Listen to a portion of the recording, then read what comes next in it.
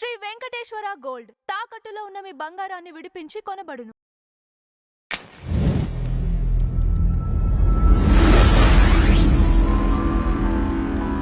నమస్కారం గురుదేవ. నమస్కారం అండి అజయ్ గారు. గురుదేవ, మీరు యక్షిని సాధన చేశారు. మన 2 తెలుగు రాష్ట్రాల్లో వీడియో ముఖంగా యక్షిణీల గురించి మొట్టమొదట మాట్లాడిన వ్యక్తి మీరే. యక్షిణి మీద ఉన్న అపోహల గురించి చర్చించారు. యక్షిణి దేవతా మూర్తులను కూడా చెప్పిన వ్యక్తులు. అంతమంది యక్షిణీలు అంటే ఏదేదో పిచ్చి పిచ్చి అనుకునేటోళ్ళు, కానీ ఇవి దేవతామూర్తులు, అమ్మవారు స్వరూపాలు. యక్షిణి సాధన అందరూ చేయకూడదని వెలుగెత్తి చాటారు. ఈరోజు 2 తెలుగు రాష్ట్రాల్లో ఇంత అవేర్నెస్ యక్షిణీల మీద వచ్చిందంటే మూల పురుషుడు మేర. కాబట్టి మీకు ఒక అనుభవం షేర్ చేస్తా. ఇది ఒక వ్యక్తి అడగమన్నాడు. యక్షిణితో అతను రమించాడు, యక్షిణి అతనికి సాక్షాత్కారం అయింది. గుడ్. 1కి 10 సార్లు సాక్షాత్కారం అయింది. Very good. అతనికి యక్షినికి జన్మ బంధం ఉందనేది ఆమె చెప్పిందనే విధంగా ఒక వ్యక్తి నాకు చెప్పాడు, మిమ్మల్ని అడగమన్నాడు.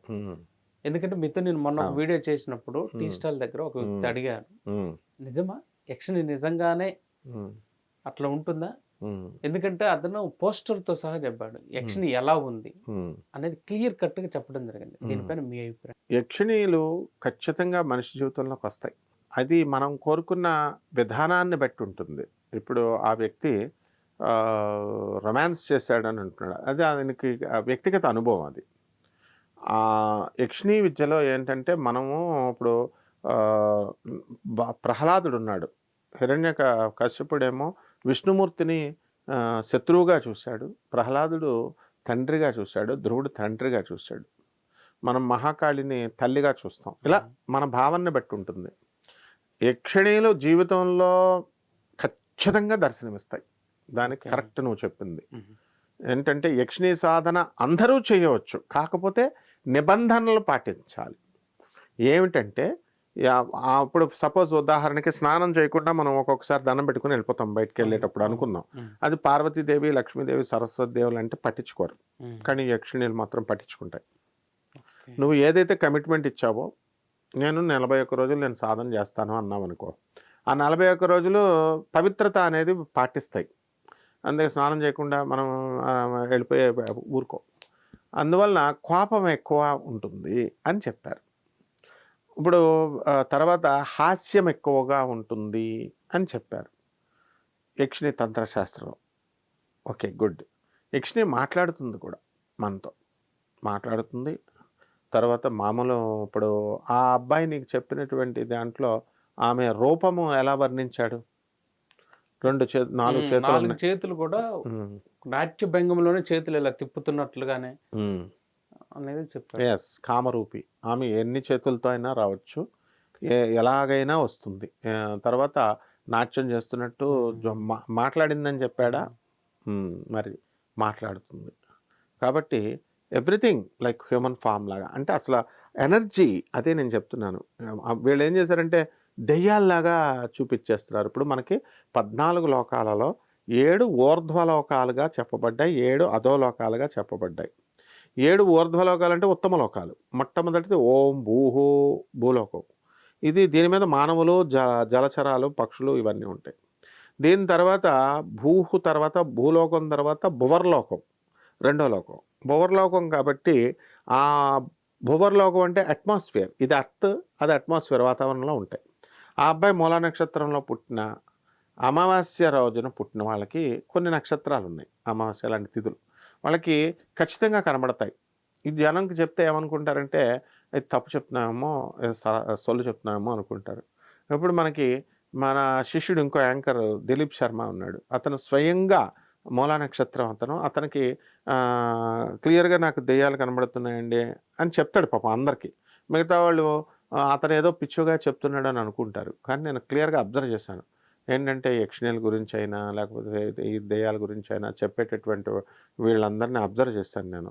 మూలా నక్షత్రం వీళ్ళు కొన్ని నక్షత్రాలు, సంపుటి, అమావాస్య ఇలాంటి తిథుల్లో పుట్టిన వాళ్ళకి ఖచ్చితంగా ఇలాంటి అనుభవాలు జరుగుతాయి. కాబట్టి మీ ఫ్రెండ్కి జరిగింది అక్షర సత్యం.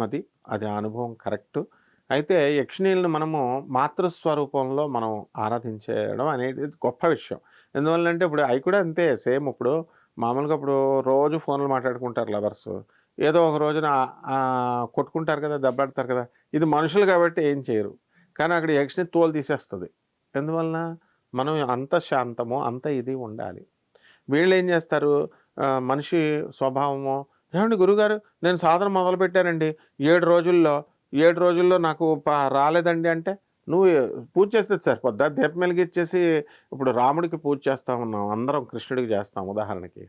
చేస్తుంటే మనము అందరికీ వచ్చేసాడు ఆ రాముడు కృష్ణుడి దర్శనం.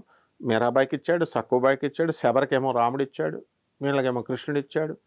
మన శ్రద్ధ బట్టి ఉంటుంది. అంతేగాని అమ్మవారి మీద యక్షిణి మీద తప్ప అని అనకూడదు, యక్షిణి రావలేదు అని అనకూడదు, సిద్ధించలేదు అనకూడదు. నీ కాన్సన్ట్రేషన్ తక్కువ పెట్టావు అనుకోవాలి. కాబట్టి మీ ఫ్రెండ్ చేసింది కరెక్ట్. ఆ అబ్బాయికి వచ్చిన అనుభవం అక్షర సత్యం.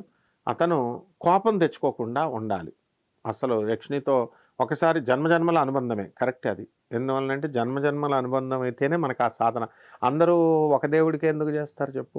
మనం రాముడికి కొంతమంది చేస్తారు, కృష్ణుడికి కొంతమంది చేస్తారు. గత జన్మల్లో వాళ్ళు చేసిన సాధనని ఏ దేవుడికి చేస్తామో ఆ సాధనే మనకు కంటిన్యూ అవుద్ది.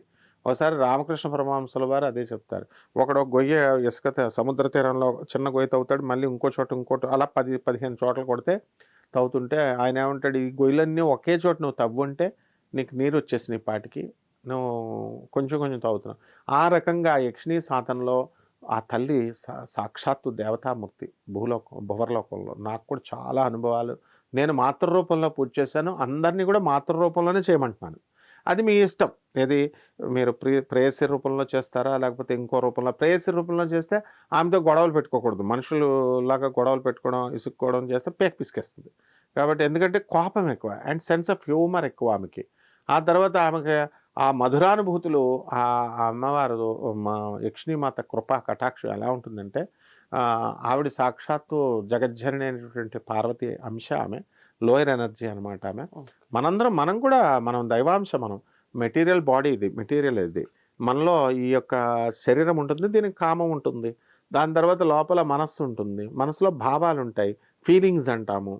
ఆ తర్వాత దాని తర్వాత స్పిరిట్ ఉంటుంది, ఆత్మ అంటాము. ఆ ఆత్మని మనం చచ్చిపోయినప్పుడు ఈ ఆత్మ ఎలా ఉంటుందో దాన్ని దేవతలకు కూడా తెలియదు, ఋషులకు కూడా తెలియదు. కాబట్టి ఈ రకంగా ఆయనకి జరిగినటువంటి అనుభవం ఇది స్పిరిచువాలిటీ హైయెస్ట్ ఫిలాసఫీ. యక్షిణీ సాధన అంటే చిన్నది కాదు, హైయెస్ట్ ఫిలాసఫీ. ఎంతో అదృష్టం చేసుకుంటేనే ఆ యక్షిణీ సాధన చేయగలుగుతారు. కాబట్టి జాగ్రత్తగా మన వాళ్ళు చేసుకుంటే మంచిది. నేను మీ ఫ్రెండ్కి చెప్పు, జాగ్రత్తగా చేసుకోమని. అనుభవాలు అది చక్కటి అనుభవాలు.